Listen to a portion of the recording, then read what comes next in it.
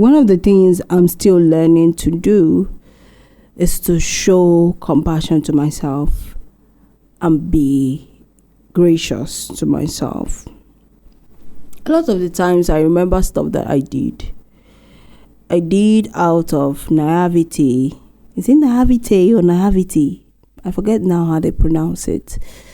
I did out of naivety. I did out of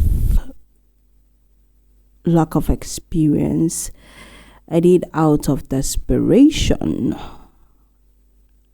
When I remember it, I find myself hissing. I find myself getting angry at myself. I find myself just wanting to, curse myself and say some mean words to myself.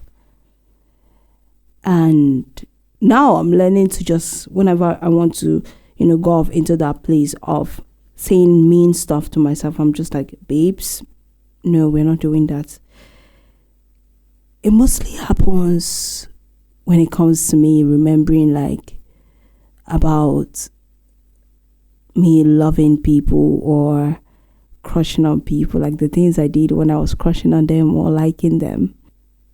I just remember something I did and I'll just be like, I'll just do yimu to myself. I'll just be like, just they misbehave. And now I'm learning to, instead of hissing or doing yimu to myself, I'm just like, babes, you weren't foolish, you weren't desperate. And I'm grateful that all of those things happened because you discovered yourself and you learned how you express love with the right people. It will no longer be foolish. It will be something that is needed and accepted. I love you, babes. Just showing grace to myself, to letting myself know that love is not a bad thing, or doing that thing I thought was foolish was not bad in its entirety. It was just bad because, the situation, and, mistakes are bound to happen. And when that mistake happens, or when that mistake happened, I didn't know better. And thank God that now I know better. It was important for me to know better. But now I know better, I know to do better.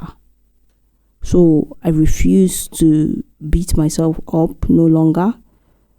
I choose to show compassion to myself. I choose to love myself. I choose to show grace to myself and just reduce whatever pressure on myself to perform or to be in a certain way. And I always told people this, that one thing I aspire for in life is freedom. I want to be free from whatever boundaries or limitations or cages I have set in my mind.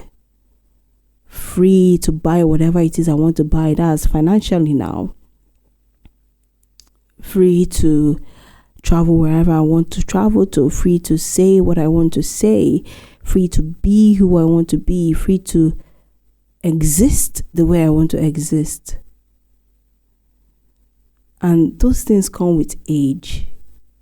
That's why when I see older people and they are kind of what I call it nonchalance or indifference to some of the tantrums that young people would play, it makes me so excited because I can't wait to get to that place of every other person should be damned. I'm going to do what I want to do. You don't consider people's opinions when you're making decisions. I can't wait to get to that place anymore. I can't wait to get to that place. And now I've even forgotten why I started talking about freedom, being free. I think I was trying to reroute it to showing grace to yourself. Okay, performing. Yes, I was talking about performance. Not performing anymore. Just being and just doing what you were called into the room to do. Because sometimes, a lot of the times when you perform, you put so much pressure on yourself. And putting pressure on yourself leads to mistakes. And when you make mistakes, a lot of the times you cannot forgive yourself. Because, shoti yawiri, you're meant to know now. You're meant to know better. Well, how could you know better when you were trying to be something somebody told you to be? One thing I'm excited for is not to grow up in age, but to grow up mentally. Because that's where the fun of life is. Like to grow up to a place where you are audacious enough, where you can just be. Because being is not something that happens externally. It's something that starts first internally, where you are at peace with your mind. You're a master to your mind. You can be still without anything externally shaking that stillness or that peace. You can make a decision and you can look people in the eyes and not care what they are saying or how they feel about the decision you made. I can't wait to get to that place.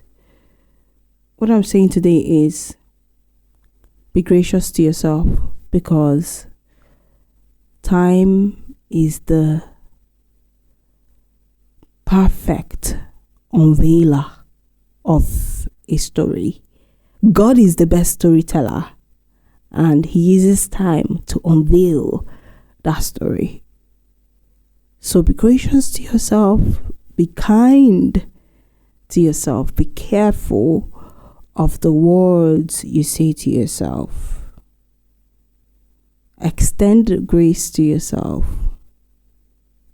Know that mistakes are bound to happen, and when they happen, it is important that the lens through which you see that mistake is the one of, oh, that happened, and here is what I learned from it. Okay? I'm rooting for you, and I want to say thank you so much for always listening to my podcast, Ordinary. Please make sure that you can help me talk to other people about it. Subscribe, write a review, comment, post on your status or your stories. Like, share it everywhere, okay? I love you and I'm rooting for you. Bye. See you tomorrow.